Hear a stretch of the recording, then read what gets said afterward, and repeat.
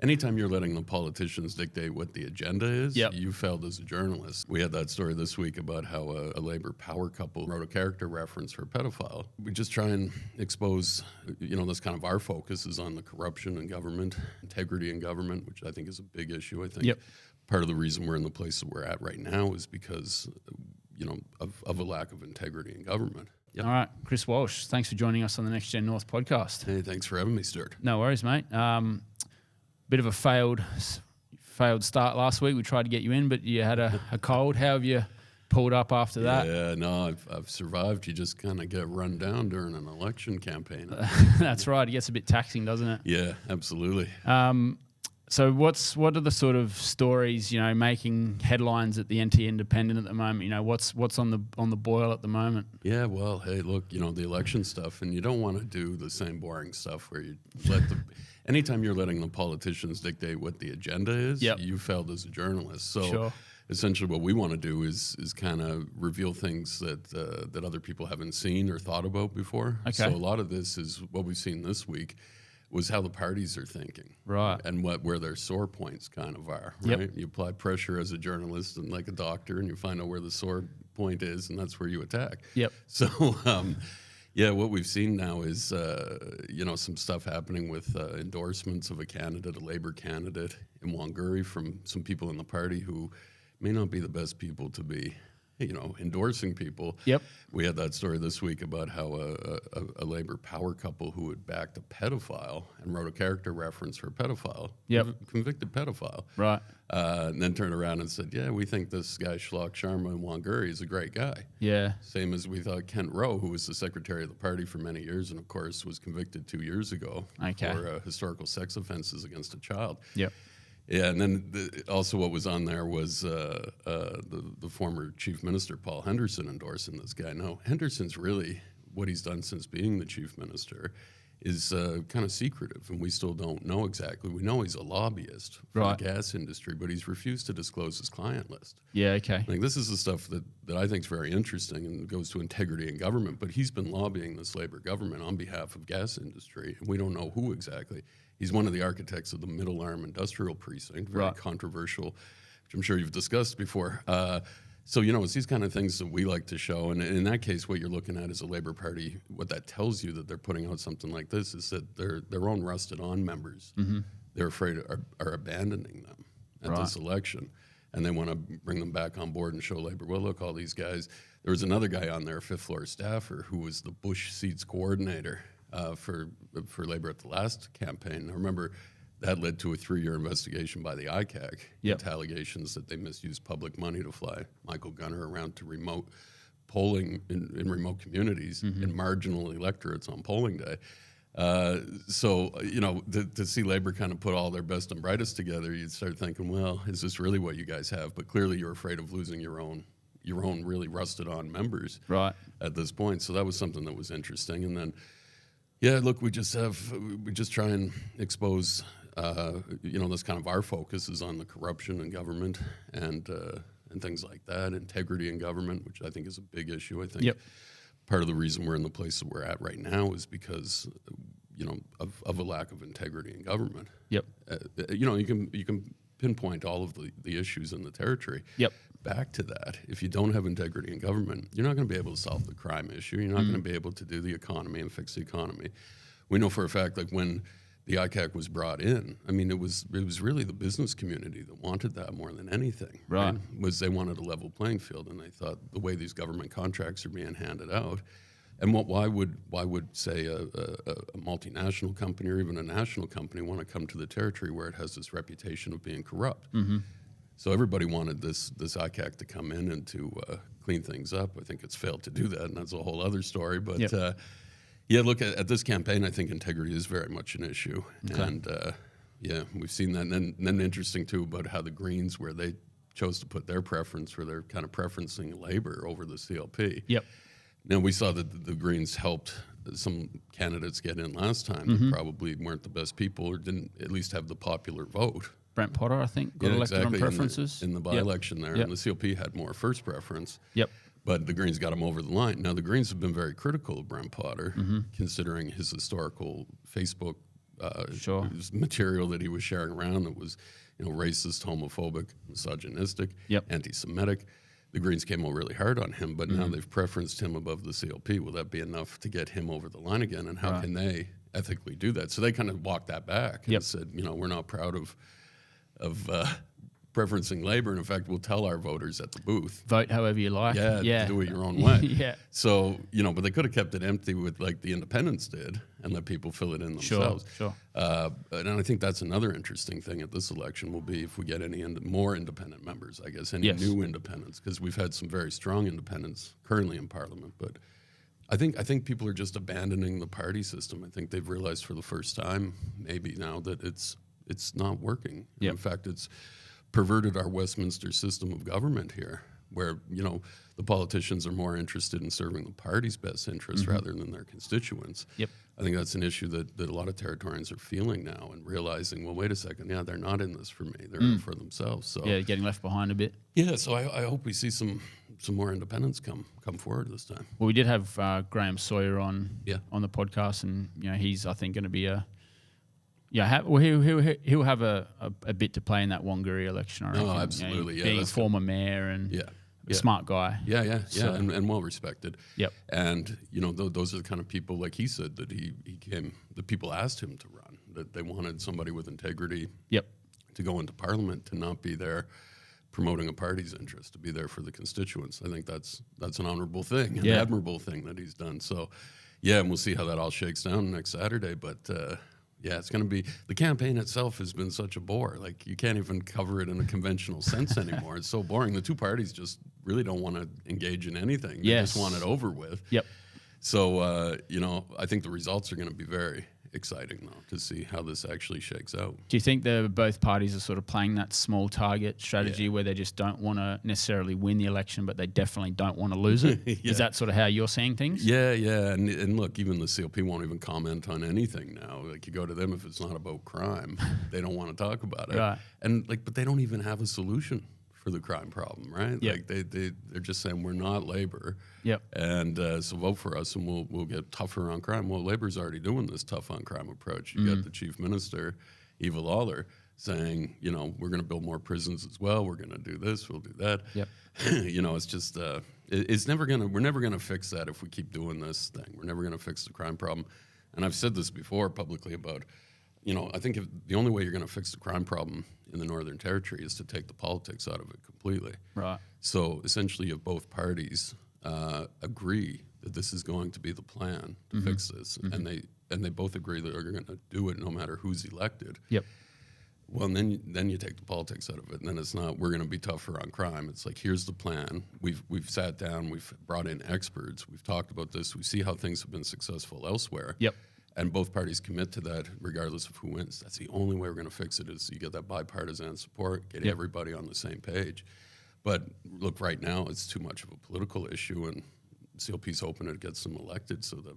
Well, I mean, I don't even understand why anyone would want to be the chief minister right now. No, it's a bit of a poison chalice, isn't it? Yeah, and unless you have a real vision for what the territory can be. But is that somewhat lacking now then in current territory politics, is that we lack that visionary who doesn't want to just get elected for a one election cycle or even two election cycles. It's like, what does the territory look like in 20, 30, 50 years? Yeah. Do we lack that sort of visionary type person at the moment? I think so. And and it's not just in the territory. I think that's probably elsewhere in Australia as well. I mean, we don't see strong leaders really much anymore. And, be a strong leader, you're a bit of a character, but you take people with you. Yep. And we've heard Eva talk about that a lot. You got to take people with, but she doesn't know what that means. Yeah, She's right. never taken she just anybody heard someone else say that and thought, I'll take that one and use that. So is that then maybe a systemic failing of Western democracies then, in your mind, or what's the causation there? Why are we stuck in the mire, as it were? Yeah, no, that's a great question, Stuart. We've got some time, so I think the party system, like I was getting back to too, right? Yep. I mean, you've got people. We now have these professional politicians, career politicians who 100%. Back when I was a kid, I remember, and I'm from Canada, but very similar system. Very similar countries. It was doctors and lawyers and successful business people who, after having successful careers, and then said, I want to give back to the community. I Yes. think I can bring my skill set here Yep. to help, in our case in Canada, the province grow and be better than it was. And we're just accepting here in the territory just people who want the job, who want Yep. to make, what is it, 166, and then you get on a committee, you get another 33, so everyone's making 200,000 a year. Yep. I've got a question about that. We might talk about that a bit later Yeah, on. sure. Yeah. And anyway, yeah, I think that we need to, I mean, I hope we can attract good people, but yeah, I mean, that's the question. Where are they? Yeah, When well- will they come forward? Well, what are the early voting numbers? You know, we've had apparently record early voting numbers, 20,000 people, I think, in the first 3 days of polling. Is that a good sign for anyone in particular? I know I think I saw Anthony Green say, hey, it's not necessarily, the slide is not necessarily on Labor. But Anthony Green doesn't live here. Yeah, right. So it could very well be. But like, you know, how are you sort of seeing things on the ground? Is it a groundswell against Labor? Is it people that might be voting for Greens or independents for the first time? Is it, you know, like rusted on Labor people going out to show their support for the incumbent government? How are you sort of seeing things? I doubt it's the last scenario there. Like, I don't think anyone's lining up saying this government is so great, we got to keep them in. Let's all go vote early. Yep. So I think that with that local knowledge here is that you know that's not what's happening. So then you have to look at it. It's got to be in that traditional sense of politics, that if this, you know, groundswell happens before the early voting, that is a swing against the government. Okay. And I think that's what we'll see next Saturday. Right. Now, exactly how that will pan out, I'm not sure. I mean, the CLP has basically abandoned the bush. They don't think they're going to win anything there. And in fact, I think they think they're going to lose a couple of seats possibly. Yep. They just put no resources into it at all. And, you know, this country Liberal Party's been accused of not caring about Indigenous Territorians. And I think you can see that in this election, that they don't. But yeah, however that will shake down on Saturday, it's clear that Labor's in some trouble right now. Right. And the people that I've talked to said, look, they know that they're going to lose some seats in the northern suburbs for the first time. And that's indicative of a very poor government and a very despised government. Yep. So how did they get to that point? Well, I mean, it's 8 years of just saying that they were going to do something, fix it, and then not follow through. Yep. Look after themselves.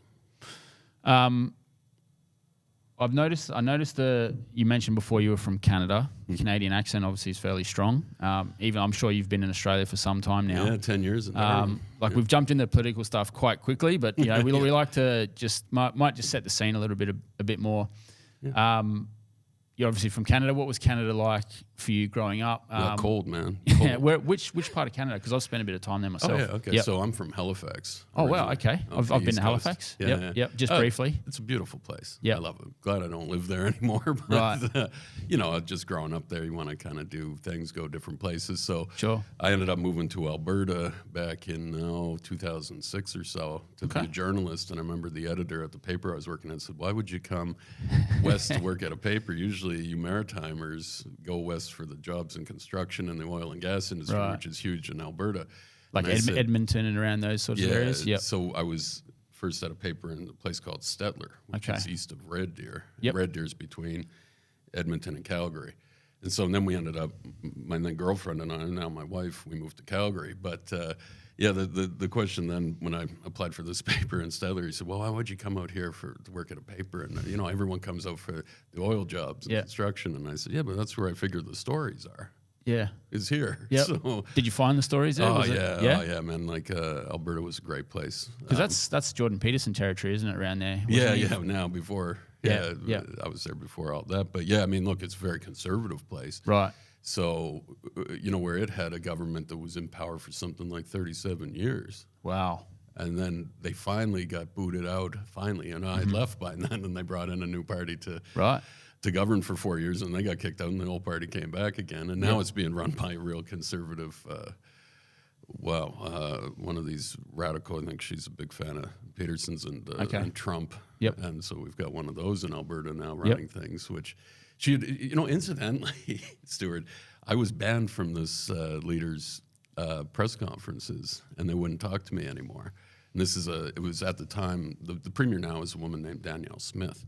And she was the leader of this fringe right-wing lunatic party called the Wild Rose Alliance. in Alberta. And so I'd written some critical things about her because, I was just out on the campaign trail with her and thought it was all an act. To me, what she was doing was this hokey, hayseed type of thing where, oh, yeah, shucks, gosh darn it, wouldn't you know? And I was like, there's something. And then she dropped that when I heard her talking to an advisor. So I wrote about that. She was wearing a costume. Yeah. And then she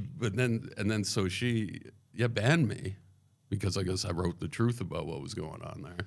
So you see that the conservative side has banned me, the left side's banned me. Seems to be a bit of a habit you're developing here. You're sort of annoying everyone at the same time. Well, hey, that's what a journalist does, right? And so I'm proud of being banned from all those places. It's a rite of passage almost now, and then in Alberta got interesting, though. So they didn't win that election that I covered, but they subsequently did get enough seats. I think that they were something, and then they crossed the floor to join the Progressive Conservative Party. And then all the real, right-wing people, real far right-wing, were just so incensed by that. How dare she do that? She got voted out at the next election. Yep. She then went and did a radio program where she just pandered to the lowest common denominator. COVID's a hoax, all of this stuff. She got these guys who, I read a story where they said,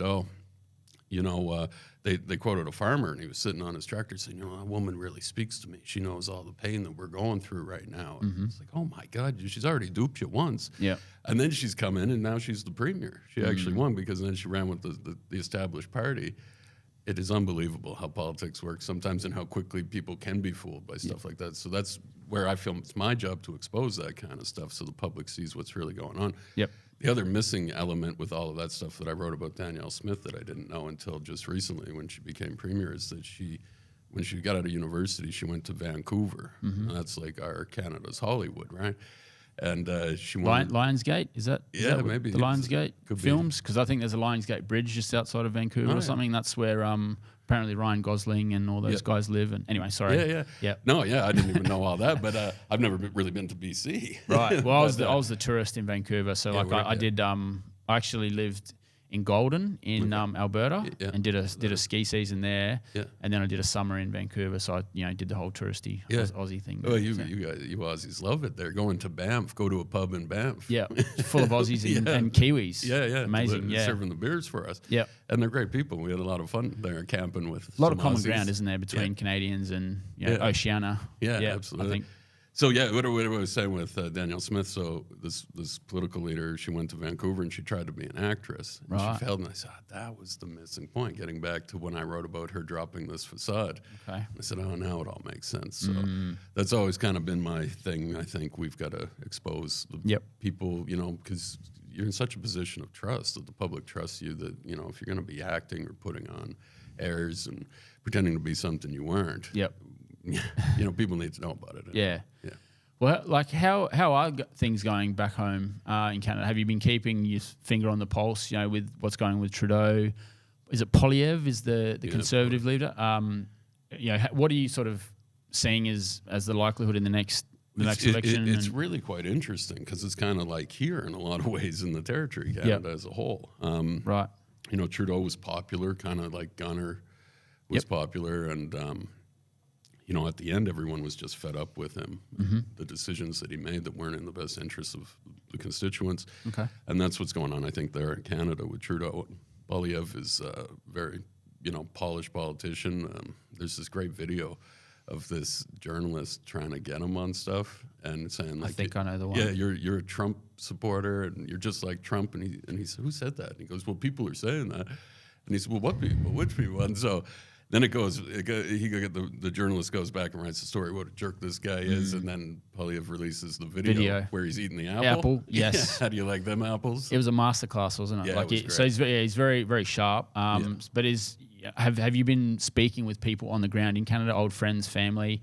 How are they sort of viewing things over that way, and how do they see things unfolding? Yeah, I think that's it. The Trudeau's will be gone in the next election. Was he 2 terms, Trudeau? Yeah, or 3. 2 or 3? It's been a long time. Okay. So I've been here 10 years. I think he was elected just as we were coming over or something. So it's been a while. So when did you arrive? We came to Darwin, 2014, June 2014. Yeah. And what prompted the move? And were you in Canada at the time, and then did you come straight to the territory, or sort of what has been your journey to the territory? Yeah. Well, Yeah, it's it's an only in the territory type of story about how I got the job at the NT News as the political reporter, which is essentially that I just showed up off the street one day and said, "Hi, everybody, I'm from Canada. I'm a journalist there. I'd like to have a beer with you guys, and here's some of the funny stories." Because, and I guess I should preface that by saying I didn't just show up, but my wife grew up here, was born in Darwin and grew up in Darwin. Okay. And we met at that little newspaper in Stettler, Alberta. So it was time. We'd been together a number of years. She had seen my hometown of Halifax, but I hadn't seen her hometown. So, yeah, it must have been in March 2014 we came over. Yep. And now her father would bring back the NT News to Canada. So we'd always read it. With the croc stories with and the all that. yeah, and get a laugh out of it. Like, wow, what a place. Yeah. And then it was funny. And then I think my wife might have said that, well, why don't you work for them sometime? So, but anyway, I just I was in town and wanted to talk to them about how they do what they do and the similarities and differences. And so just went in one day. They said, yeah, come on in. Went in and had like an hour and a half conversation with them about things. And then on the way out, they said something about a job opening. And I said, wow, I hadn't thought of that. Yeah. So they offered me the job. We went back to Canada, packed up our house, and moved here. Wow, rest is history. Yeah. So how was your experience at the NT News? Was it a good place to work, or was it an interesting place to work, or were there things about it you didn't think that were? Yeah, it was amazing. I got to tell you, that's the best job I ever had, and I loved it. And I loved everything about it. I loved the people I worked with. Okay. I loved the paper itself. Yeah. It was so much fun. Is there a but here somewhere? Or? Well, no, it's just, how it ended was very ugly. And, Okay. But that was me doing what I thought was the right thing, and I still think it was the right thing. But, I can't get into all the details for legal reasons. Sure. But I think it's very public knowledge that I was sacked from my job as political reporter there. And that's for a number of reasons that people can read about online, but I sit in court. Yep. But I did take them to Fair Work, sued them for unfair dismissal. We settled out of court. I then went to work at the ABC in Darwin here. And that was another, I liked that job.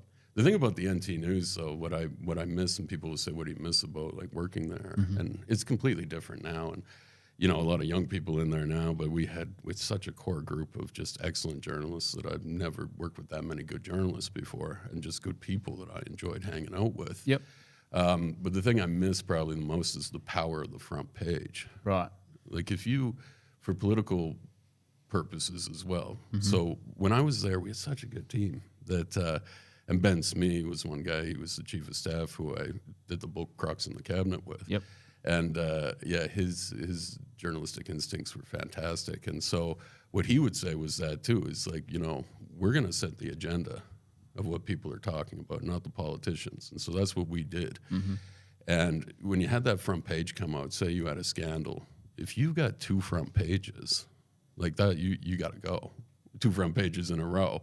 If you got 3, that was almost unprecedented. But at that point, I think we did do one with some scandal where we had 3 front pages about that story, and that politician resigned. Wow. Because you just couldn't. That was the power of the front page back then. Could you get drunk on that power? We just get regular drunk.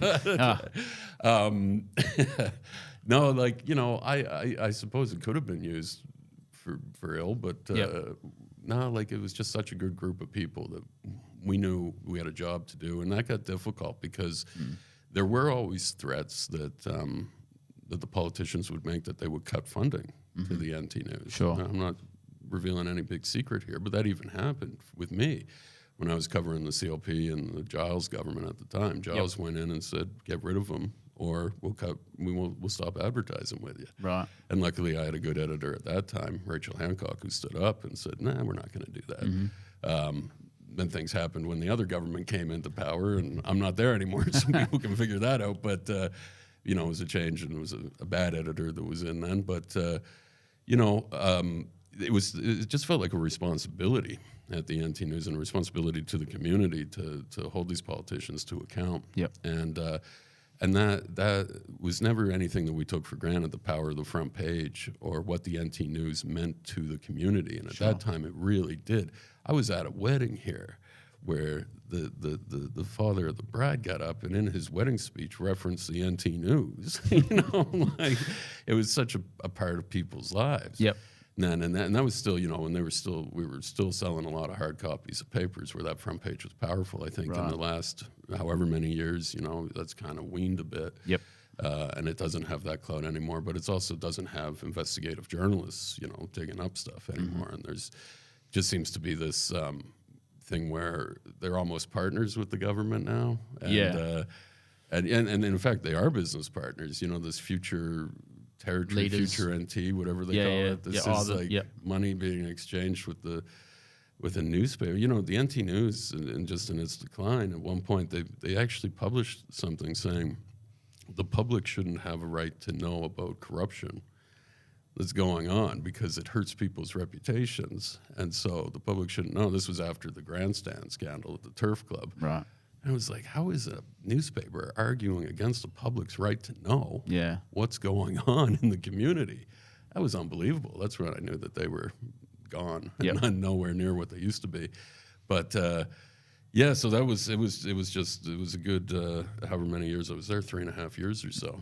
Yeah, I love that job. And then the ABC. Yeah. So how do you sort of see the state of journalism at the moment in the territory? Since your time finishing up with the NT News, then the ABC, people have their sort of own views of the ABC, how it can sort of maybe be a little bit captured, like you're sort of alluding to maybe with the NT News. How do you sort of seeing the state of journalism sort of broadly in the territory?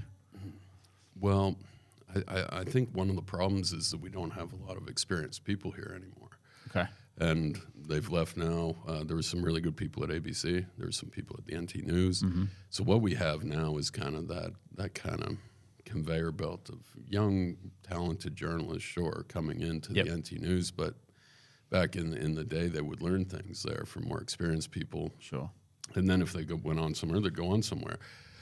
Now it seems to be that a young journalist gets a job at the NT News and their goal is to go work at the ABC. Right. And they think that they've accomplished something then, but they haven't really learned anything when it comes to journalism. So is that because a bunch of corporate knowledge got lost somewhere along the way? So there wasn't that seniority, acting as mentors to the younger journos? Yep. Yeah? Yeah, absolutely. Yeah, Ben Smee used to do that. He used to take the younger journalists and do workshops with them. And, let's do this. I can show you guys how to be better at what you're doing. And that just kind of went away. Yep. So it's a bit more of a revolving door now between NT News and the ABC. Yeah, and really, and then the ABC lost some very good senior reporters. They still have some there. Jane Barden's still there. Yep. She's doing more of the national stuff now. And they've got, and look, I'm not trying to slag off any of the journalists. I think that they do a great job at times, but I'm just saying back again, then, you had people that you could learn from. Yep. Mostly for me, I kind of had to learn on the job, but that was the fun of coming to the territory, was just how crazy this place was. Yep. For a journalist, it was unbelievable. Like I was saying to somebody the other night, I was thinking back then, like in 2016, like the feds are going to have to come in, and take over this place. Like there's no way this can continue. Like this government is so corrupt, and they're doing so many corrupt things. This was the previous CLP government. Yep. And I thought, in any jurisdiction in Canada, like somebody would intervene. They'd have to. But that just never happened. And now here we are like 8 years later after this government and its poor performance. And I think everyone now is saying, well, when are the feds going to intervene? Because at some point, that's really probably what's going to have to happen here. Yeah, you think so? Yeah, because we're just not managing our stuff properly. And I'm talking about like big issues. One of the best stories I did at ABC that I was proud of was they had this thing called Curious Darwin, where people would just write in and have questions that they wanted a journalist to go and find out. So I did one of those. Yep. And it was something like, why is all the Indigenous disadvantage money not going to Indigenous people? Right. And, the Closing the Gap stuff is this money that, the feds give us because of the jurisdiction that we have and to provide services in the bush and for Aboriginal Territorians. Why is it not getting there? So I got to kind of research that. And what I found was pretty shocking. But the rest of the country didn't seem to care about it. I mean, if you go, by the time I went to work at the ABC, which was, I think, in early 2018, if you go back, I think you can still read my stories. What I was doing was an indictment on the Northern Territory, or at least the government, that here's all the evidence you need. If you read all my stories there, they all are connected. Yep. because we needed that argument. We needed everything exposed. The corruption that was going on in the public service and with government, everything was exposed. And then we got to this point where that was a question. And so I went and investigated this. Now, one of the things that you can kind of sum it up to is this. 95% of the people incarcerated in the Northern Territory are Indigenous. Yep. So the government, therefore, says that this Indigenous disadvantage money that they get, when they put it into corrections, that it's going to Indigenous people. Sure. Funding, but they're hiring bureaucrats. They're hiring corporate executives and saying, well, this is Indigenous funding because 95% of the people in prison are Indigenous, therefore corrections budgets 95% are going towards Indigenous people. That's how they justify it. Like it was so ridiculous, and they got away with that, and they're still doing that. And so we talked to a lot of people. I think it even got to the point where the Fed said, it was Scullion who was the minister at the time, and he said, look, I'm saying, here, let's do it like a glass jar. Here's all the money that we're giving the NT, and where is it going to go? Let's see where it goes. But Gunner wouldn't agree to that. Transparency. And he wouldn't agree to let them be audited. Or put any public servants towards auditing where this money was going. Yeah, well, we've recently heard certain senators call for audits and have been shouted down by all and sundry sort of thing. So, well, something's got to give at some point because the Northern Territory is broken. I mean, we know that. We see that in our day-to-day lives. Things are not as good as they were. And the same, when a government fails to keep the public safe, which is one of their core responsibilities, well, we've got issues. And I just think we're at that point where something has to give and we need to correct it. And if it takes Canberra coming in for a couple of years to manage, I mean, that's fraught with issues, right? And nobody really wants to see that. A lot of people would sort of consider that as a few steps backwards, isn't it? Into towards potentially statehood and that sort of thing. But that's why this all failed, and that's why, and it goes back to integrity in government. When your government doesn't have any integrity, the public lose faith in the institutions. Sure. And what this government exceeded at was not giving a shit about what the public thought, their confidence in the system. So as bad as that previous CLP government was, when they were called out for something, when they were exposed for doing something wrong, that minister left the role. Right. Because they understood that the role, the office, was more important than the individual holding it. And that the public needed to have faith in its institutions. But what this government has showed us is that even when they're caught out, well, they're just going to keep doing what they're doing, and nobody's going to be held accountable. And the only time that there was some accountability there was when Files resigned after the stories that we ran, the investigative series into her shares. A lot of that was political, though, as well, too, right? I mean, she wasn't very popular. She was losing. She was killing them in the polls, and in the cabinet room, they didn't like her. But all of that aside, it's that the public needs to have faith in the institution, and when it doesn't, then that needs to be restored. And if the government can't do that, then somebody has to come in and do that. Because we can't think that we have a corrupt police force, or a racist police force, as we know that there were examples of racism in the police force.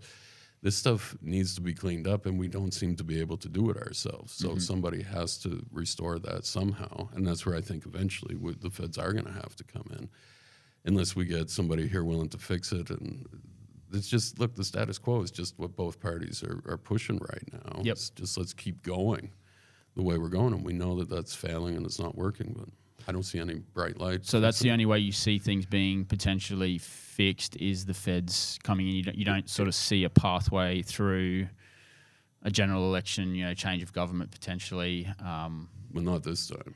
Okay. I mean, this is just, and I think really the CLP saying, well, we're just going to keep doing what Labor. Well, they're saying we'll be different, but that's all. But they're bringing up old ideas from 15, 20 years ago. Right. That didn't work before. They're recycling these old ideas that never worked. So we're not going to improve if they can't come up with new ideas. Is that potentially due to maybe someone like a Shane Stone being back as party president? He did have massive success with the CLP, in the 80s and 90s. Do you think that's maybe part of that reason why they're going back to maybe some ideas that were, I don't know, tried and true? Like, even though 10, 15 years is probably not Yeah. the halcyon days of the CLP, but you know what I mean? Yeah. Yeah, I mean, he's definitely influencing things and playing a role there. Yep. But yeah, maybe they're throwing out those ideas. But it just, things change. The territory's different than it was, and we've got to find solutions to work today, not those ones before. Yep. And we know once they go past their best by date that it's time. You got to be pragmatic as a government, and that's the pragmatism has just been lacking everywhere. Like they're not agile. They're not doing what works because it works. It's like, well, look, and then that's where we've got into this problem with labor is the ideology. Yep. Right? So most of the stuff that they've done, like letting the Stronger Futures legislation lapse, was ideological. It was because, you had Chancey Pake running around saying, well, this is racist. It's a racist policy. Right. Okay, well, that might be what Labor in Sydney or Melbourne think about this, but we know the practicality of that. The harm it's going to cause. Right, and then they let it lift, and they did nothing. When the feds lifted that, the anti-government put nothing in place, and we saw the crime go through the roof, the hospital admissions go through the roof, and then then to find out that the guy had shares in a grog wholesale company, the minister, who was selling booze in Alice Springs. I mean, that's what I get to that point where that's when Labor should have done something and said, okay, you got to go. Like you just can't be in cabinet because you didn't. It looks like he never disclosed to cabinet. We know that he was involved in the discussions. Yep. So even if he did disclose, he shouldn't have had any part in those discussions because he had a conflict of interest. But when that comes out to the public and that's seen, that's where government needs to take action, and you get rid of somebody like that. You end the scandal, you end the distraction, and then you maintain the people's confidence in the government and the role that he had. But they're just unwilling to do that, and that's just putting themselves above the territory and the people of the territory. That's what we've seen for 8 years here. Mate, sounds like you should put your hand up for politics. Sounds like you've got all the solutions, and you've got the ideas. I really don't. I just know like how things should work and function, and I know it's not working or functioning in properly. a functioning democracy. Yeah, exactly. Yeah, and that's what I really care about, and I just want to be there. I think it's my role to ensure that that they do function and that we keep them accountable for their actions. And they'll always try something and sneak something by people. And I just I'm glad that the independent exists so that we can do that.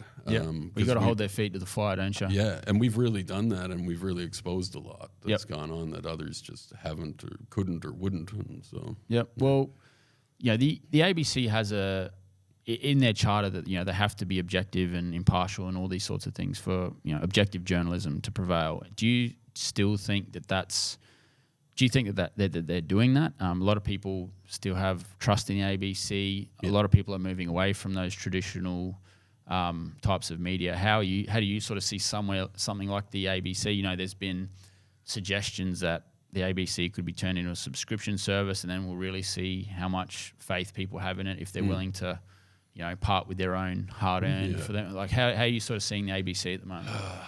Well, look, I can talk about locally. Yep. And I want to defend the journalists there because I think that they do a good job. Yep. And I know a lot of them, and I know that they work hard. But I also know that they do encounter interference from inside their own organization with stories. Right. And this happens, and this was happening at the NT News near the end.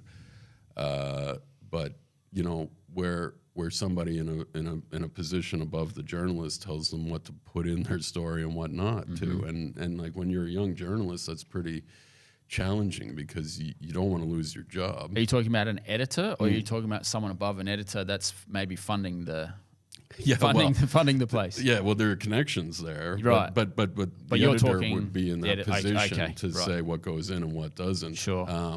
And then you'd have to question what's going on with their connections around and stuff. But look, I know for a fact it does happen. Yep. And and it shouldn't. And I know as a journalist, you don't want to lose your job and call that stuff out. But I get it. I did. Yep. I lost my job, and I did the right thing. And it wasn't the worst thing in the world to lose a job. Sure. There'll be other opportunities, but look, that happens in media everywhere. I think but I've seen it on both ends here, where the influence is put in there by government sometimes, and then the editor feels that they have to do something, but the journalists are working hard and they're trying to be as professional as they can, and they're breaking some good stuff sometimes. Yep. But it just You're just caught up in the machine, aren't you? A little bit. Yep. Yeah, and that's why we thought an independent media organization was crucial. Yep. Here in the territory, that didn't accept funding from government and could be completely unbiased about this and hold both sides of government to account. Yep. And the public service, the senior public servants. I mean, we get the most reads, I think, sometimes when we do stuff about the public service and what's going on in there. Because, look, these are the people who are essentially really running the place, and they're the ones giving advice to this Labor government. Well, the administrative fourth state, is that what they call it? Yeah, something. Hey? Yeah. Yeah, we've seen that. I think that's also been Labor's failings. And getting back to what we were talking about earlier, when you have those career politicians who don't have experience anywhere else coming in, and they're in their 30s or something, and then the public servants get into them and say, well, this is how you got to do it. This is the way we've always done it. And they just say, oh, okay, because they don't know any different. Yeah. And so they take this advice, and this is where it's got us to.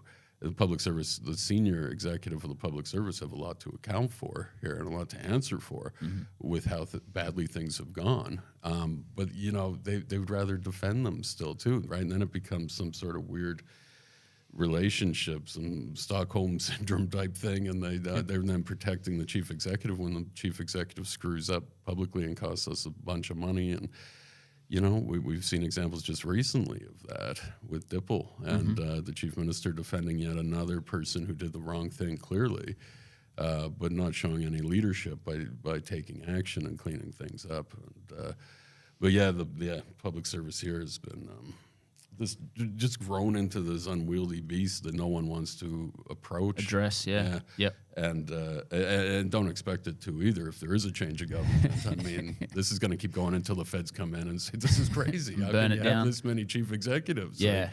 And getting this much money. What are you actually doing for this job? Yeah. Well, I'd like to get into the public service. I think we'll get there eventually, but I think in what I want to touch on is the creation of NT Independence. Obviously, all these things we've discussed, sort of feed into that motivation for starting the place. Can you give us the sort of story about, how the idea came about? What was the genesis of the NT Independent? Yeah, well, what was it? I'd left the ABC under kind of similar circumstances. My contract wasn't renewed, and for various reasons. But I can tell you that, some people there didn't like what I was doing and what I was reporting on. And I told you I was doing an indictment on the whole territory and the public service and the government here. Yep. So anyway, I had to go. They made that clear, so I went. And then I didn't know what I was going to do. And I looked at things. I had some things lined up. And then I got talking to Owen Pike one day, who, of course, is the local businessman who runs MMC, one of the largest employers in the territory. And he does, mine maintenance construction, so mining mostly stuff. So he had called and we ended up having a beer. And he's saying, look, I want to start something. I want to do like an independent type of newspaper here. And he said, how would I do that? And I said, you could do it with 3 or 4 people, reporters. That's all you need. Like when I was at the NT News, I think they had 15 journalists. I don't know what they have now, less than that. And ABC had just ABC numbers. Like they were staffing it like a city, a major city. And then all the radio people and all the production people.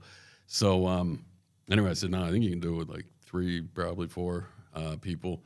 And I thought it's a really good idea. I'm not going to do it because I've got this other thing that I wanted to pursue.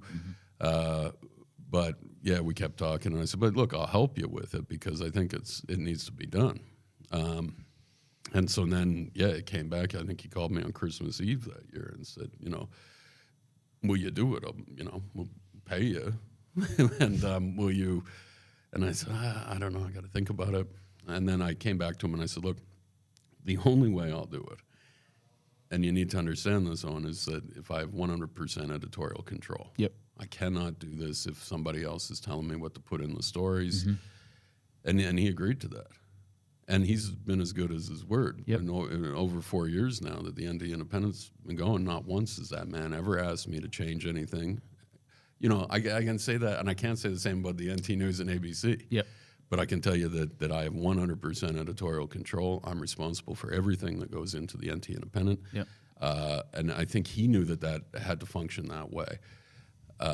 So we started it, and because, and there was controversy with Owen, right? He was running that Gummint Facebook page. Sure. It was wildly popular and completely ridiculous and stupid and sophomoric. And I mean, he admits that. He knows it was stupid, but, that kind of became an issue where they were trying to paint the NT Independent as being an extension of that, where it wasn't. And I was saying, no, like, I'm responsible for the NT Independent. And so, we did have another guy working with us at the time, Carl, and David Wood, who's been there with us from the beginning. And I remember telling them, I said, guys, let's just put your heads down. Don't say anything. Let's just show them what we can do and what we're going to do. And so that's what we did. And it took a while for people to realize that we weren't some joke. We weren't even considered a conservative news outlet or a left-leaning news outlet. I never wanted to be either one. I want to be just independent, which that's how the name came about, obviously.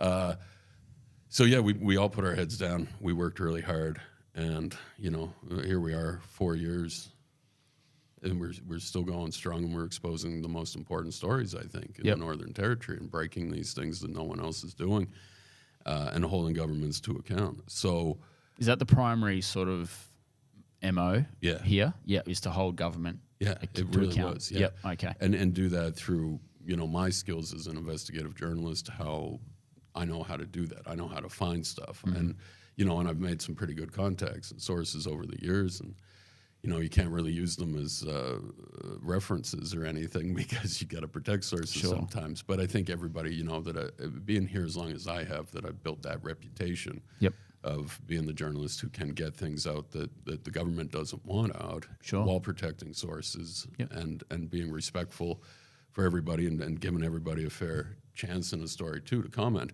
And then that became an issue because right out the block, the Labor government banned us. And I met, and it was funny because that was under Gunner, wasn't it? Yeah, yeah. And so they're in power. So this is what, February, March 2020. Wow. So just as the pandemic's coming in, we're like, oh God, what's going to happen now? But we continued with the Independent, and I met with Maria Bilius. Now, she had worked with me at the NT News. She was a columnist then, and she'd become Gunner's media director. So I called her up. I said, hey, Maria, haven't seen you in a while. Let's get a coffee. So we sat down, her, and she brought the other guy, Gerard Richardson, who incidentally then became a lobbyist and then was hired by Files. Even though he was a lobbyist for a gas industry, he was also her most senior advisor. Whole other thing. But anyway, back in 2020, we met. We had coffee. It was a friendly chat. And I said, look, I'm going to do this. And I just want you to know that I'm going to do it the exact same way that I did things at the NT News and at the ABC.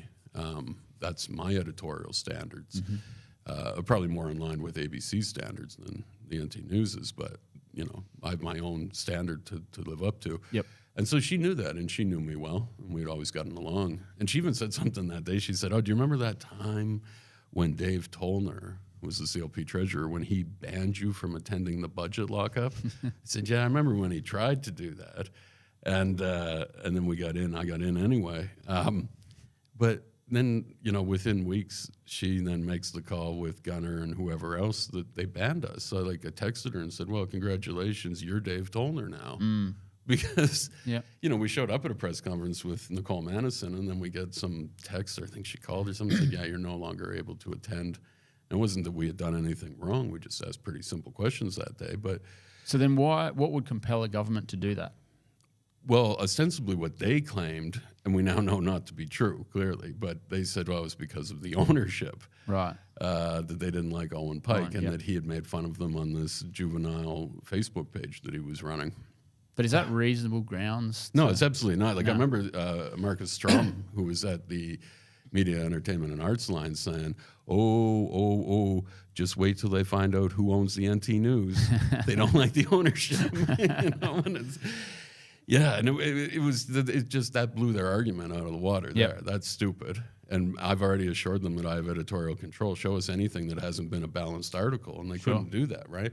But by making the focus about Owen, they took away what their real fear was, which was that I would be there, that I would be holding them accountable. Gunner saw me as a threat. He knew what I did to the Country Liberal Party. before that government, and all the stuff I exposed, like every scandal that happened with them, I was there. I was the one breaking it. I was the one writing it, and got them into government. But then they started realizing that I was going to apply the same pressure and do the same things to them. And so, like, it's no coincidence that I left the NT News and ABC under Gunner's Labour government. It's not a coincidence. Yeah. So really, they just didn't want me there, and we've seen that. So then, Gunner resigns in a cloud of suspicion over this the travel rort stuff that he was doing at the 2020 campaign, and then Files comes in, and she continues the ban. And I text Files, and it was really funny. I texted Files to say, "Congratulations on becoming the chief minister. I hope you do well, and I want to work with you for the betterment of the territory and Territorians." And she didn't respond.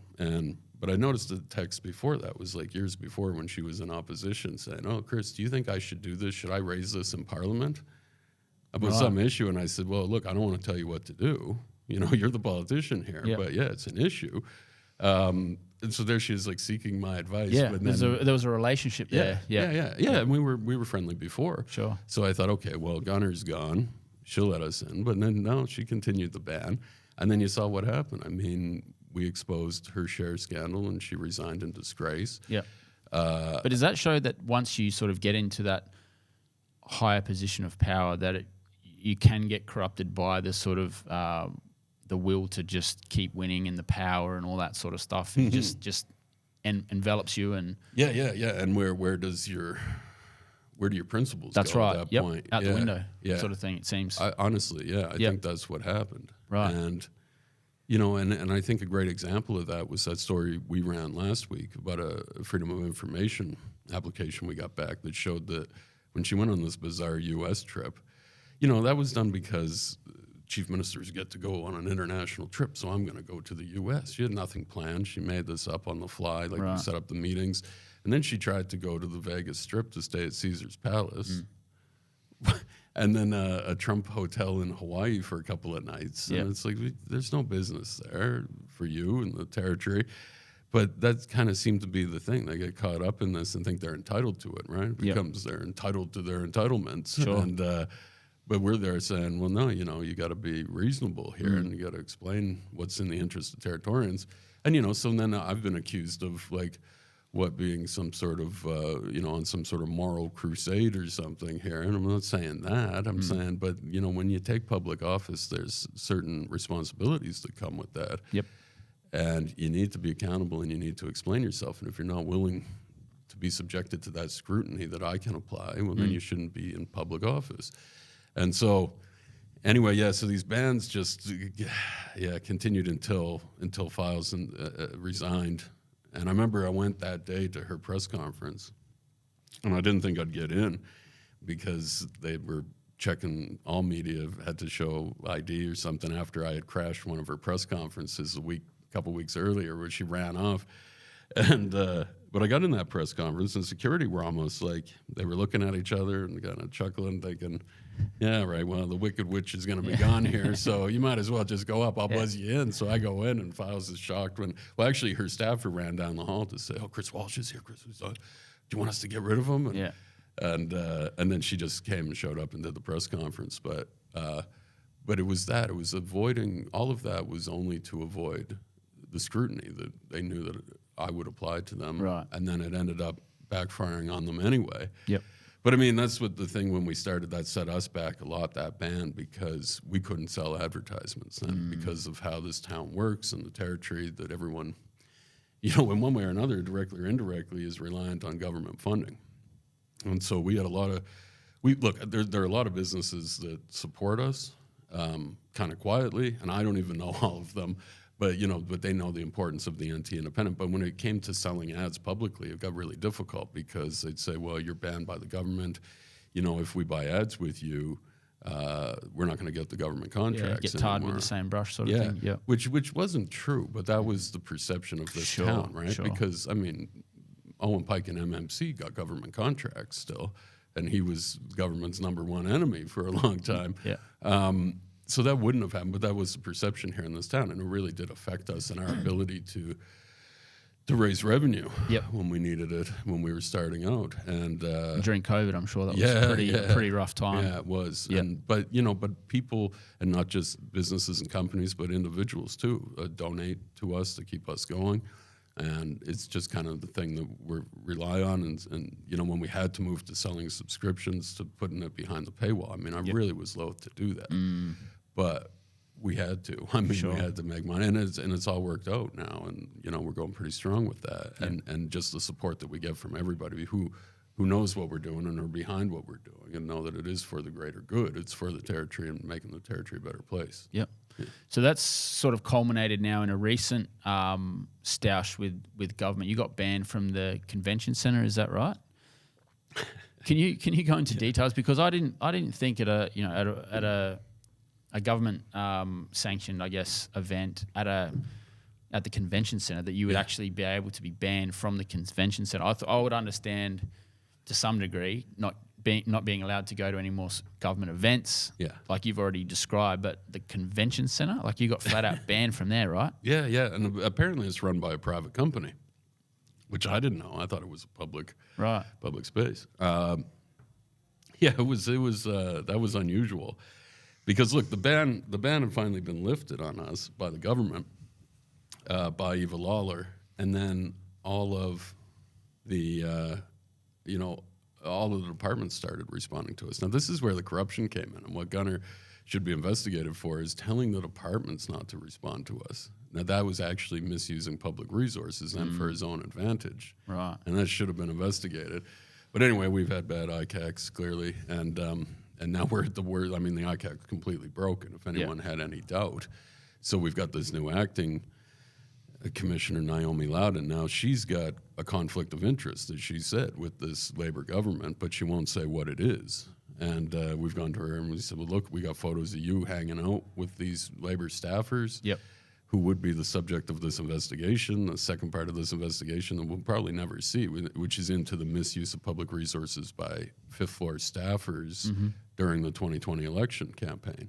And how the hell we don't know all the details about that, and we're in an election campaign right now. I mean, there's nothing to say they're not doing it again.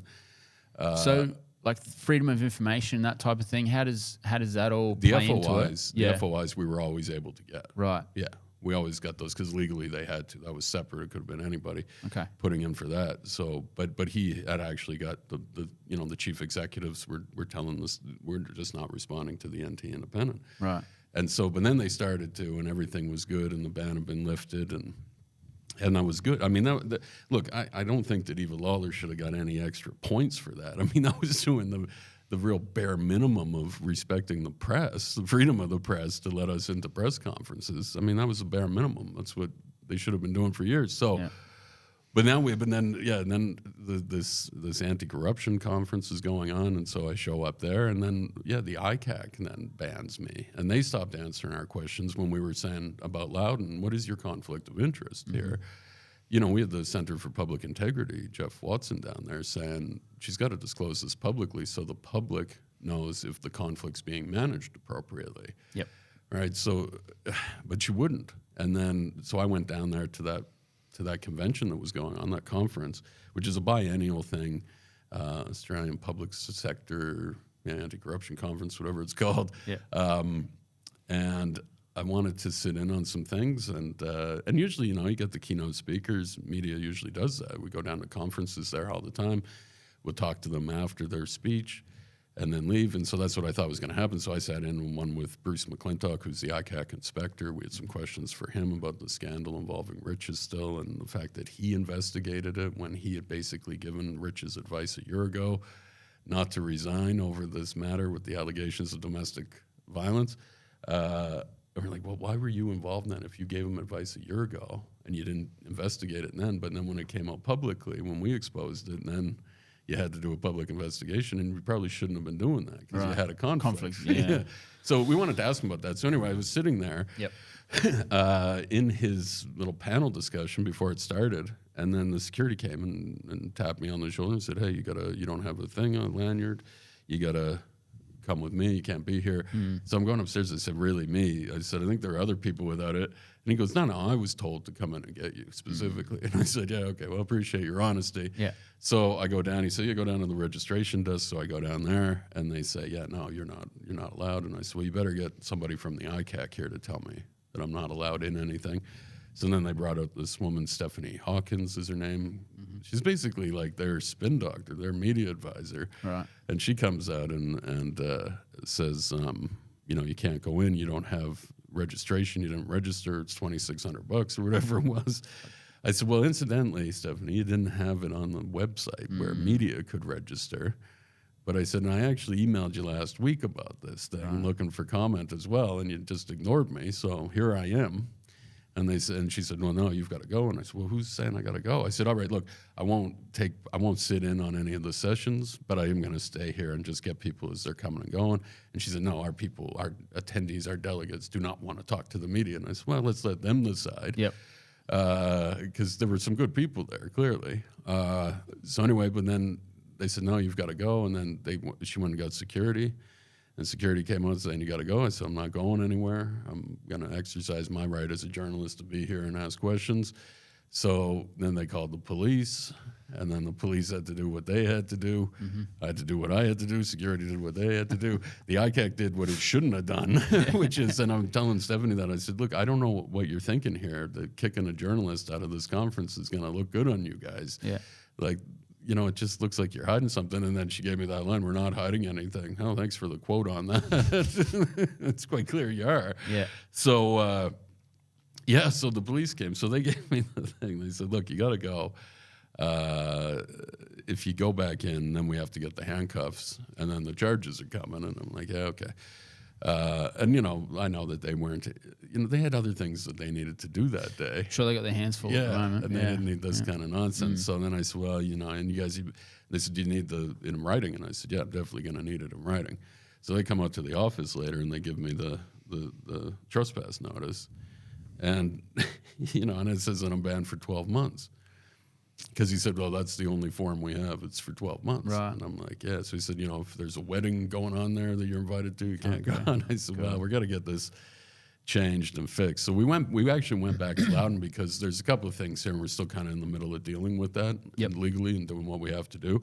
But one of and only in the territory, Stuart, it references the form, and the trespass notice they gave me references something like Section 6 and 7 of the Trespass Act, which is, and the new act, if you go to the current act in place, that references native title right.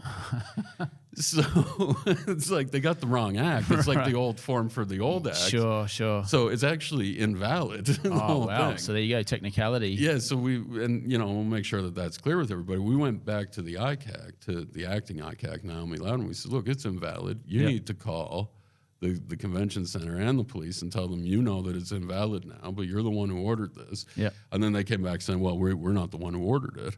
And I said, well, who ordered it then, right? It's one of these things. And it was clear that it was their office. But I don't know, maybe they're blaming security because security had to call the police and they ordered security as if they were their private henchmen to get rid of me. Instead of just letting me hang out in the lobby and talk to the few people that I wanted to talk to. I specifically knew who I wanted to talk to. But again, one of those people was Naomi Loudon, and she had been avoiding our questions. And so it's just so weird that, like, after all of this, where the government should have been investigated for corruption and banning the NT-independent, and then the corruption body that should have been investigating them ends up banning us as well. Yeah. Like, it was only Tangled web. Yeah. Just a mess. So with the ICAC, it sounds like the system is very broken. What in your mind needs to be done to fix it? Do we I know you might be pressed for time at the moment, but you probably need a bit of time to explain it. But is there a simple fix we can do? We can implement? Does the whole thing need to be just abolished and we start fresh with something else? Yeah. What needs to happen? Yeah, that's really interesting that you're asking me that, because incidentally, that's what I wanted to talk to people about at the conference. And in fact, I did end up having a very good sit-down chat with A.J. Brown. If you know him, he's basically like the godfather of ICACs in this country, right? He established the New South Wales ICAC. He's the leading academic on this. So successful. So he's sort of had success establishing anti-corruption. And he was saying, look, so we sat down for coffee the next day. I sent him the story. He said, my God, he said, I can't believe. He said, we didn't know that they kicked you out. He said, that's ridiculous. He said, I'm really sorry that happened. And I said, well, look, while you're in town, I really wanted to talk to you. And I was looking for you yesterday before they booted me out. And he said, well, let's have a coffee. So then the next morning we had a coffee. Mm-hmm. And that was part of what I wanted to talk to him about was, what do we do here? Mm-hmm. Because this is broken. And he said, he said, you know, firstly that we probably shouldn't have done it the way the larger jurisdictions do it. Okay. We're too small. Well, that seems to be, just to interject, that seems to be sort of the modus operandi for a lot of what we do in the territory. We go, we look east, or we look to, you know, the UK or the US or whatever and say, what have they done first, instead of something that's bespoke to our needs as a smaller jurisdiction with geographical problems, you know, journey of distance, all that sort of stuff. And in this case, the interconnected relationships of, you know, this place being so small in that sense that everybody's connected and knows one another. Exactly. So how could we do this, right? So then that's the thing. And I was saying to him, you know, is there something where we might be able to partner with another jurisdiction from outside, and then they send people here, like WA or South Australia or something, or anywhere, but just different ones, just rotated around really for different things, because then you'd have that outside. But then, you know, you still want to have people who understand how the territory works, but also there needs to be a standard, and that's the thing that Gunner, I think, never understood. There needs to be a standard of what's acceptable conduct and what isn't, and that shouldn't change based on the jurisdiction that you're in, right? There should be, we know what corruption is, the definition should be the same everywhere. And so the problem that we got into was, well, I mean, you had Ken Fleming, and he had some issues there with what happened, and then Riches came in, and that guy, I still am recovering from what he did or didn't do. Yeah.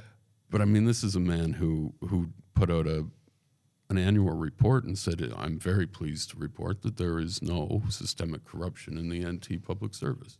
Job done. Yeah. But then in the next paragraph, he says he lays out all of the broken processes and failures to work by the rules that lead to systemic corruption in the public service.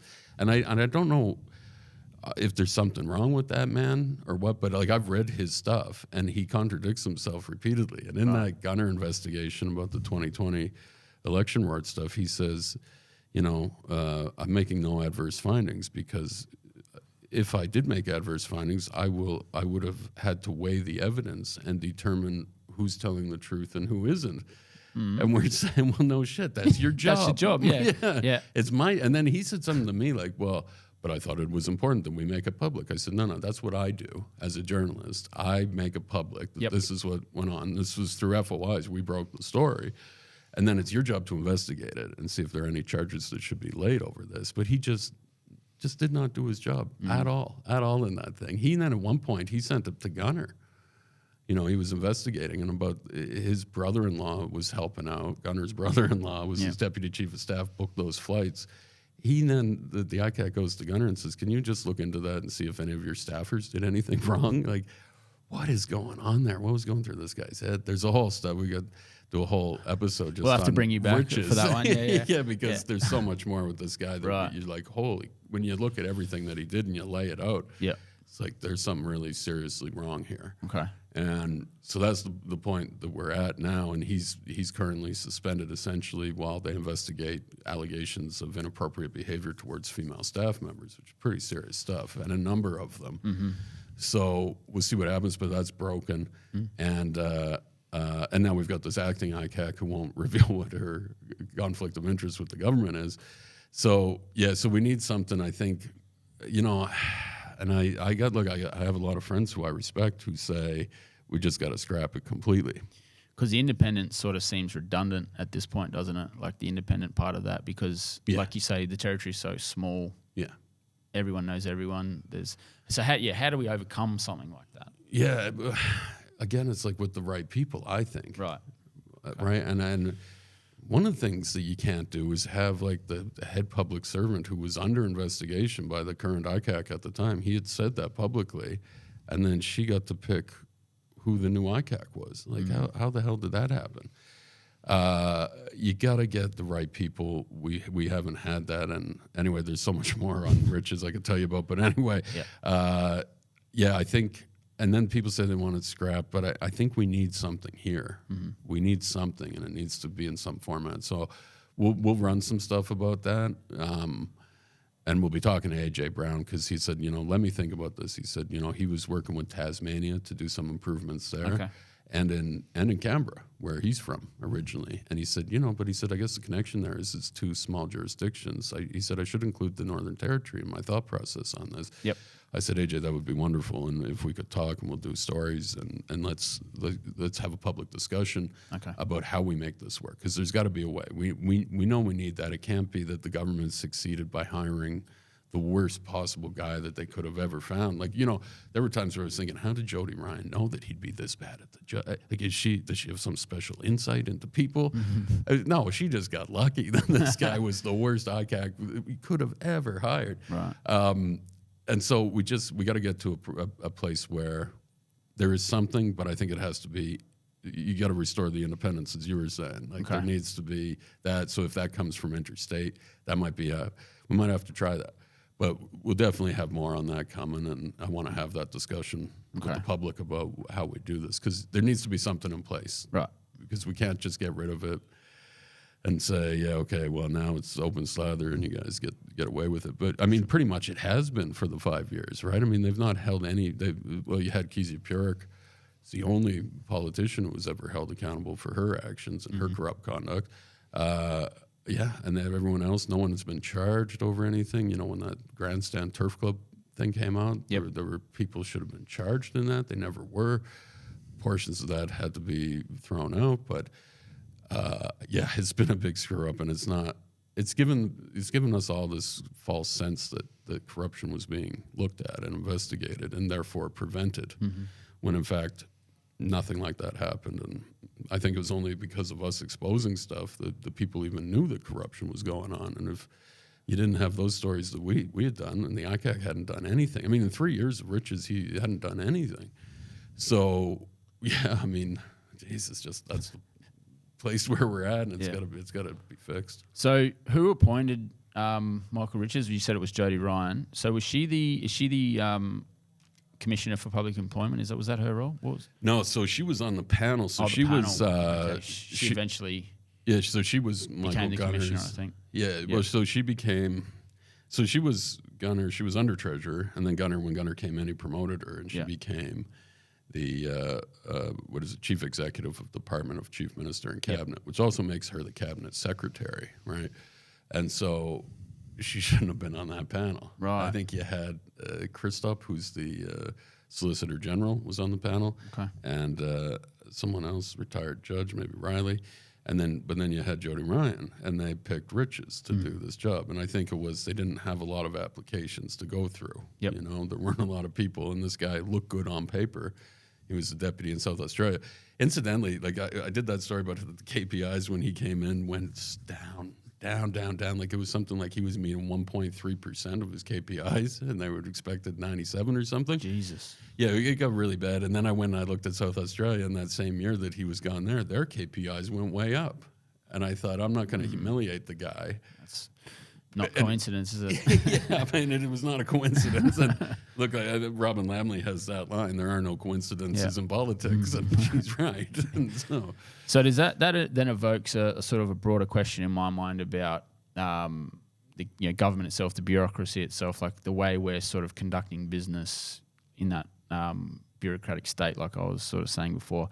I've got a statistic that you guys reported on a few years ago, which I just wanted to float with you and see what emotion it brings in your mind. So senior executives classed as being paid in excess of $200,000 a year.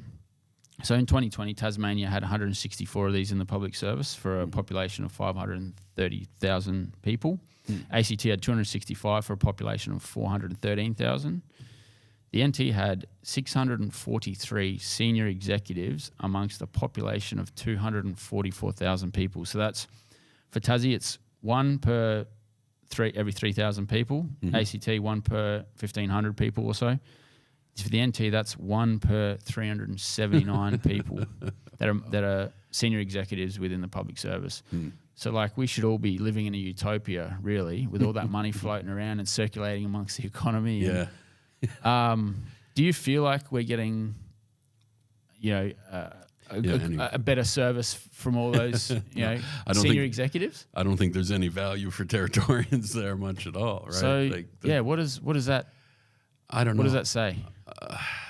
Yeah, it's really frustrating, and it's something that keeps the economy moving because we have this little magic economy here that's not real, but it's all predicated on federal government funds coming in. Yep. And I think the rest of the country has to really wake up and start looking at this stuff. That it's really their money, their GST money. They're subsidizing us. Yeah, coming up here, and it's being blown and it's being spent on things like that, like these executive salaries, which we do not need. There needs to be at some point that clearing out. And, back to that story that I was telling you about earlier about, like, where does the Indigenous disadvantage money go? Well, remember, it goes to corrections, and then they claim that 95% of people, and therefore it's Indigenous spending in the corrections budget, which is nuts, right? But really where it goes is to build water parks in the northern suburbs. Right. And fix up the pools and do things that So it's just being funneled. Get people elected. Yep. Right? Pork barrel. And Kenny Vallis was really good on that when he left the Labour government, and he said, look, I was on them about that, but they didn't listen. They wanted it to fund their own water parks and to get elected. Yep. And so that's a problem. And when you have a giant public service like that, that's where the money's going and what kind of value are we getting for it. I mean, I guess it's money in the economy, but you can't base it really on that. And at some point it's just not working, and there's a lot of people clearly who are not doing anything. Yep. Well, it's just socialism light, isn't it? Because it's just job creation, but it's public sector jobs and it's not private sector jobs, which are the jobs that create the wealth. Exactly. That you can tax and then fund your bureaucracy with. And buy all the swimming pools you want, and water parks. But right. And then the other problem that we have in the NT is this, and this is where it's completely, almost anti-business, is that private business can't compete with those salaries. God, no. So what happens then? I mean, the people come up here and they go to work for a private company, and then they realize that the government's offering way more money. And that's not for the executives. But for that's right. I think they're always advertising for like social media advisors or something. And so they'll come up and work for a company maybe doing that, and then they'll realize, I can make a lot more at the government and do a lot less. So is that the same sort of stepping stone, the NT News to the ABC? Is that the same sort of trajectory? To go where? Into the government? No. Jeez, you know how you said the journalists go to the NT News and then they end up going to the ABC, or that's where they want to go. Is that sort of the same thing maybe in the private sector with the social media, like the example you gave? Yeah. Start private and then head to the government to a cushy I think job. people probably don't even realize it because they think, well, I'll never be hired by the government down south. And so they come up here and they realize, hey, Darwin's pretty nice. And wow, look how easy it is to get a government job. Yeah. They're always hiring and they're paying way more than the private sector. But then that puts like a lot of companies at disadvantage then, and forget the social media thing, but just anybody coming up here can get a job quite easily with the government that the private won't be able to compete with.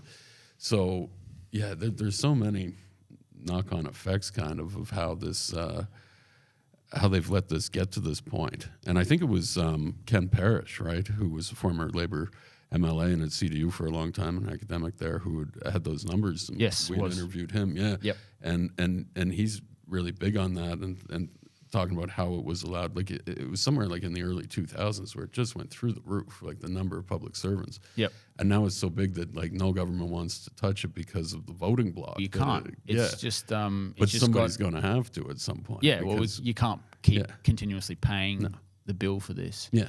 But and it's sort of particularly with probably the left side of politics is a lot of people within the government are going to vote left because it's probably to protect their jobs, which I totally get. But where does that sort of leave us then in terms of an election? How much does that sort of skew what we're expecting to see maybe on August 24? Yeah. That's what I was really worried about this year. And I thought, and let's see how this goes, but if it goes to a place where the public servants become their own voting bloc. Yes. Oh, wow, we're in a bad situation then. because then it's only the privileged few who are basically have any say in what. Well, once and that who genie's out of the bottle, Yeah. there's no going back. And it'll be interesting to see, and that's why. But the CLP was very much aware of that, and that's why they've made this pledge not to cut. Yep. But let's hope that they come to their senses if they get in. Somebody's going to have to someday. Yeah. But yeah, I'm really concerned about that. Or was, but now I'm just getting the sense and talking to people that they're turning on the government. But if they if the public service kept in a corrupt government because it benefited them, that's just a complete subversion of our democratic process here, and we've got to figure out a way to fix that. But they do become voting blocks in the northern suburbs, that's for sure. Yep. But I'm hearing, like I said, that I wouldn't be surprised if the CLP makes some gains or even an independent into those strong, the leafy green suburbs that are traditionally Labor and have always been Labor.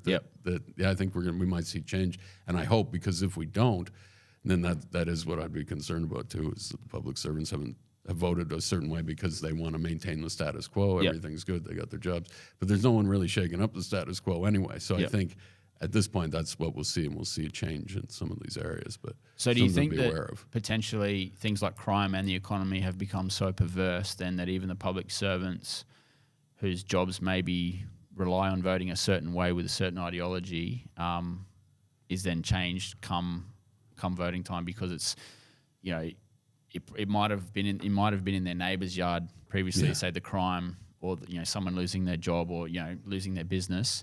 Now it's in their yard, and they feel compelled to act in some way. Yeah, that's possible. Look, I don't think that that's going to work. Like, I don't think that that's going to be.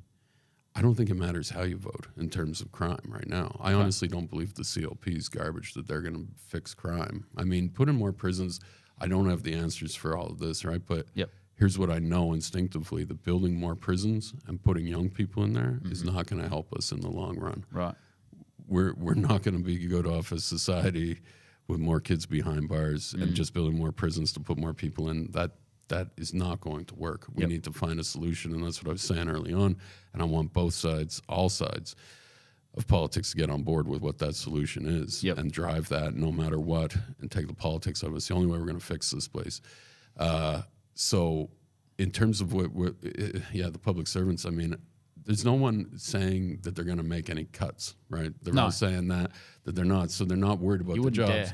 And then even on crime, I mean, even if they think that the CLP can somehow do better, I don't see that. I don't think that that'll be it. I think, I mean, look, it's very difficult to gauge how people are thinking in an election. But again, I keep coming back to integrity in government, and I know that is a concern with people, and that once you have a government that's been in for that long and has had these scandals that they've refused to address, that it's time then for a new government. No matter what, you need the change. And I think, I really think on Saturday, a lot of people are going to be holding their nose when they vote. That they're not going to want to do what they do, but they'll do it because they feel like they've been don't have any other choice, or just need some change. And I'm really expecting to see, but on the other hand of that, I am expecting to see independents and Greens do better than they ever have. Do you have any predictions about what Nope.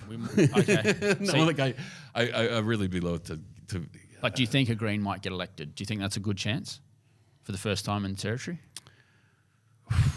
I don't know. I'd have to know each electorate a little closer. I know it won't happen in the electorate I live in, where I'm talking to people, but I don't think it's that far-fetched anymore. Whether we'll see it this time, I don't know. I think you'd be looking at Fanny Bay, Nightcliff maybe. Sure. Where I think it's possible. It's possible, and depending on how preferences go, that would be very interesting in those two. Shake things up a bit. Yeah. So we should be particularly paying attention to that. if Green held the balance of power, or we end up with a hung parliament or something like that. It would make things very interesting, wouldn't it? Yeah, and that's why I think independents are going to play such a crucial role this time, and which is why we did that other story. Asked what we were doing this week. We had one about, and I was saying about getting in the minds of what the parties are thinking and what their sore points are. The CLP saying, putting out attack ads on independents and saying you vote for an independent, it's wasted, it'll go back to Labor and Labor will be in. I've never seen that before, where a government's gone out, or a political party, major political party, and attacked independents. But I think that this election, they know that they're very much afraid of independents, and the people are fed up with the party system. This two-party system that's failed us, that's put these people's and the party's interests ahead of our own. the only way to get that back is to bring in independents, really, who aren't connected to parties, who will do that. And we ran this excellent piece, and I encourage people to read it, about the Jerry Wood. We commissioned from Jerry Wood about his trip, and I remembered it from 2015 when he went to Canada, didn't he? Yeah, when I was at the NT News, he went over to Northern Canada, Northwest Territories, and Nunavut, and looked at what was called consensus government, where you have 25 independent people. I think it was 22 or something there. We'd have 25. Yeah. And, but it's people in the community who put their hands up who've done things before and say they have a background in education or something and they want to help us. And then, they go in and they all get together and maybe that person becomes the education minister. And then, and they pick a leader, a premier or a chief minister in our case. And it's just better. And then those people who don't make it into cabinet become the opposition and question them and hold them to account. But then they also have a say in everything. And it's just, they all have to work together instead of just opposing one another for scoring political points. No Dorothy Dixes. Yeah, like we see here, it would be everybody being involved and representing the best interest of their own constituency rather than a party system. And we really got to look at that. We really got to figure out how we can make that happen because I think the NT would function a lot better that way. So is that something similar to what, say, Germany has, where they've got sort of more minor parties, or it's just abandon the party system and just get all independent just all candidates to work together? Yeah, because if there are people in the community that want to stand up and be leaders, then they should have a background in something and be qualified and then just go in there and do it. You don't need a party. Like I said, the parties have just perverted this whole Westminster system that we have, and it wasn't even designed for that in the beginning. So it's just become this thing that's just killing us all here in the territory, especially where we are that kind of a smaller community that we can bring together some really good people just as independents and focus on the needs of Territorians, not on parties. And you can probably, in a smaller jurisdiction, make those sort of dramatic changes to your political system, can't you? Quicker, because there's probably less vested interests and less hurdles and things like that. I think so, and I think both parties will see what the voters do, but I think we're at that point now in the territory where we start to have this discussion and people are fed up with the parties and the lack of integrity that both have shown. So, we'll see what happens on the next Saturday there, but I think that's something to be looking out for too, is how much they've abandoned the parties. All right, well, on that morbid note, I think we can leave that one there if you're happy to, Chris. Yeah, absolutely. I think, with this election, what's going to happen is we're going to see hopefully some more independents in there. It was like what Graham Sawyer said something about, well, then you'll see some radical changes. And I think that's when we'll start to have that discussion later is, okay, well, look what's been able to be accomplished because it's a minority government. And whatever party that's trying to form the government has to work with people and can't just do things themselves like they've always done. So the status quo then ends and we start doing that. And hopefully we get some independents, some good ones that we had. The three that are recontesting are all excellent. Ingi Aguyala, Robin Lamley, and Mark Turner. These are all very strong, independent people who can make a difference in the territory, especially this time. So I'm hoping that we see more of that, more people joining or get elected as independents and then force whatever party's in there, if they want a government, that they're going to have to change what they're doing and start doing stuff for the people again. That's what I want to see. Watch this space, eh? How can people support the NT Independent? Sign up, look to our newsletter and see what stories we send one out every day. Hopefully, I think they're entertaining stories always and stuff that you're not going to find anywhere else. And, and then if you like, subscribe and help us continue to do what we do, because we think it's vitally important for the Northern Territory to have an independent press that can actually that's not beholden to anybody, that can go and just hold politicians accountable and expose the things that they don't want exposed. And that's what we've been doing very well for the last 4 years. Well, I like that you said Northern Territory and not Northern Territory, so you get it, mate. But Chris, appreciate it, mate. Thanks for your time, and we'll have to get you back to blow the lid on the ICAC stuff even more. So we'll definitely look forward to that. Get in the weeds. Thanks, mate. Appreciate it. Thank you, Stuart. Appreciate it. Thanks, everyone. See you next time.